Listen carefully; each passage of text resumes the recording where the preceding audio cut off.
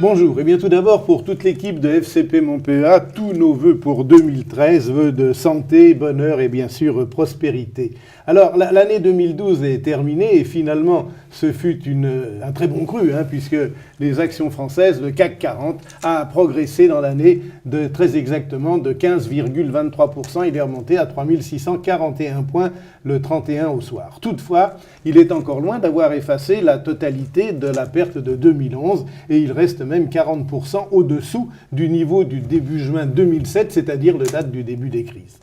Mais ne boudons pas quand même notre plaisir. Cette reprise importante en 2012, dans un climat économique pourtant détestable, peut être vue d'un bon œil. En effet, c'est vrai que la crise européenne est loin d'être terminée, que les États-Unis bénéficient d'un espoir de croissance important, mais ils sont submergés, on l'a vu tous ces derniers jours, par les dettes faramineuses et les problèmes budgétaires. Bien sûr, cela n'a pas empêché la reprise des coûts en 2012, car en Europe, on s'est quand même amélioré. On n'est pas sorti de l'auberge, mais jusqu'au premier semestre, on était même mauvais. Et puis carrément, à partir du mois de juin, il y a eu une amélioration avec le changement de position de la BCE qui a fait s'écarter complètement le risque d'éclatement de l'euro, le risque systémique. L'ambiance s'est donc assagie lorsque cette BCE a décidé d'intervenir massivement dès qu'il en serait nécessaire et que M.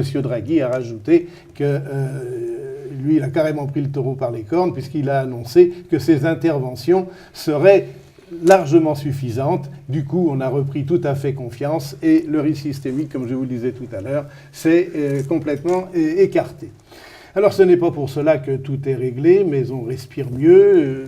On va aller maintenant aux États-Unis. Il est dommage qu'il y ait eu ce fameux mur budgétaire. On n'en est pas sorti. D'ailleurs, il y a eu un petit arrangement, mais on va en reparler dans les semaines qui viennent. Ça a pourri un peu l'ambiance de la fin de l'année, car là-bas, contrairement à chez nous, la croissance est bel et bien, là, elle frappe à la porte. Dans l'immobilier, elle est très nette. Il y a de bonnes nouvelles également du côté de l'emploi. Tout cela a permis au marché de prendre de la hauteur. Wall Street est pratiquement assez plus haut historique. Donc la hausse de la bourse, la hausse des logements, de l'emploi plus facile, tout cela, ça aide la consommation et du coup, ma foi, ça peut provoquer de la croissance. C'est bien ce que l'on pense et ce que l'on compte. Du côté des pays émergents, bien sûr, on n'est plus au stade où il y a la hausse de la croissance à 2 chiffres, mais néanmoins, on est encore extrêmement bien orienté et ça permet de tenir la croissance mondiale à un taux moyen de 3%, ce qui est tout de même remarquable. On avait peur que ça plonge en début d'année. Finalement, on se tient à 3%. C'est le niveau que l'on avait avant les crises. C'était la moyenne entre 1994 et 2003. Donc, un marché macroéconomique qui est moins mauvais que ce que l'on pouvait craindre. En fait, malheureusement, c'est quand même l'Europe qui est la plus malade.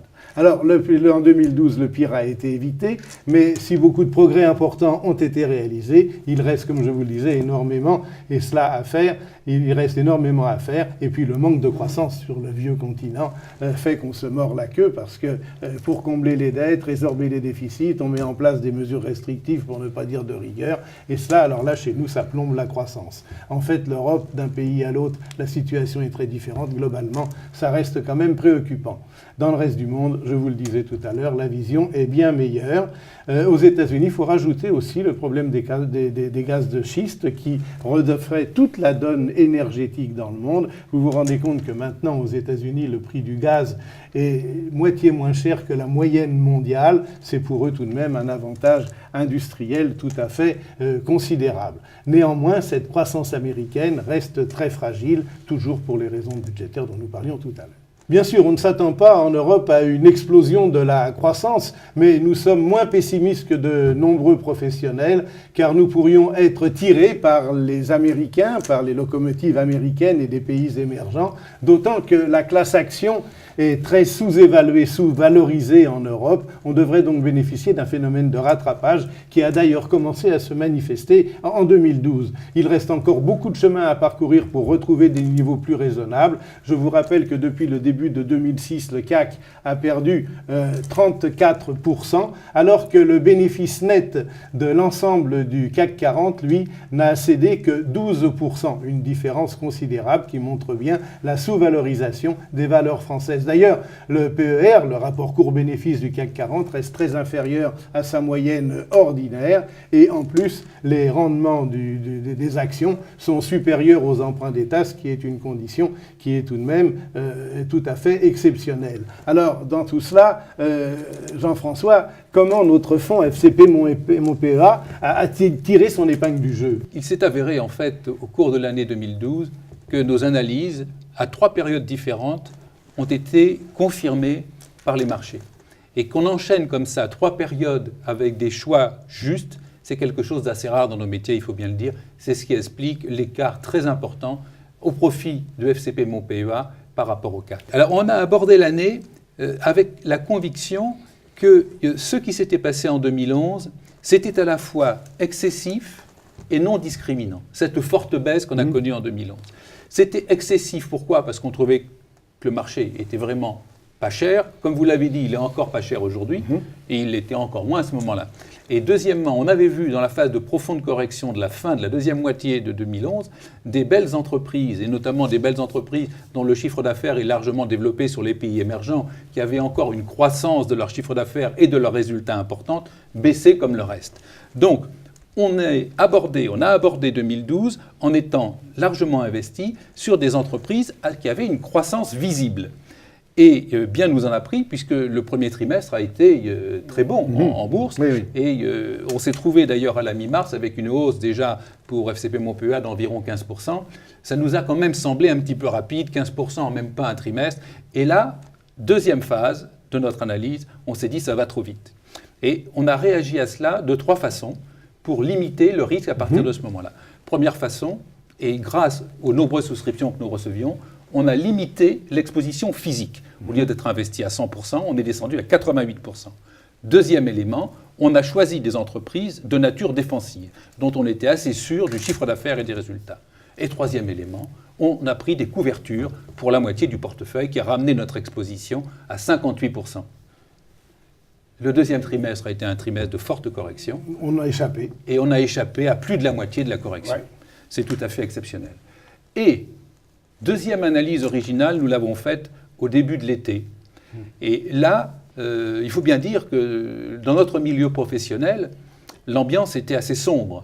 Et beaucoup voyaient l'été 2012 ressembler à l'été 2011, qui avait été un été terrible. Et nous avons étudié, analysé dans le détail toutes les publications macroéconomiques, qui n'étaient certes pas brillantes, mais on n'a pas décelé de chiffres qui nous laissaient penser que la dégradation économique serait de l'importance que nos confrères y attribuaient. On s'est dit, effectivement, ça ne va pas bien, mais ça va quand même pas mal à ce point. Donc, nous sommes restés exposés. Et bien nous en a pris, puisque, en partie grâce au support de la BCE et de M. Draghi, il y a eu un très bel été. Et donc, on a profité de la hausse du troisième trimestre. Bon, sur le quatrième trimestre, il faut le reconnaître modestement, on a eu beaucoup moins de mérite, puisque là, on s'est un petit peu laissé porter, avec un changement de thème quand même que je tiens à signaler. Comme on est moins négatif que d'autres, eh bien, on est revenu dans un premier temps sur les entreprises de nature cyclique, et on a précisé cette thématique en étant convaincu que l'Amérique allait mieux. Et donc, le nouveau thème qu'on a rentré en fin d'année, c'est l'Amérique est de retour. Et comme d'habitude, pour cela, on joue des valeurs, on achète des valeurs européennes, mais qui travaillent beaucoup avec les États-Unis. Au moins, toutes celles qu'on a rentrées font au moins 40% de leur activité aux États-Unis et un tiers de leurs bénéfices. Oui, exactement. Bon, eh bien, on fait durer le suspense, là, Jérôme. Alors, FCP Mon PEA, 2012, le CAC, il a gagné 15-23%. FCP Mon PEA. Alors, FCP Mon PEA a gagné 32,2%, donc avec une surperformance de 16,97%. Je cite les chiffres précis. C'est considérable. On a maintenant tous ces chiffres finaux, oui. Ce qu'on n'a pas peut-être le tout dernier, c'est le classement, mais il n'y a pas de raison que ça change. On n'a pas, alors, juste un petit point avant de parler du classement, c'est que depuis l'origine, en fait, le fonds est à plus 27,37%. Ça, après le premier jour de 2013, qui a été très bon. Hein. Non, avant.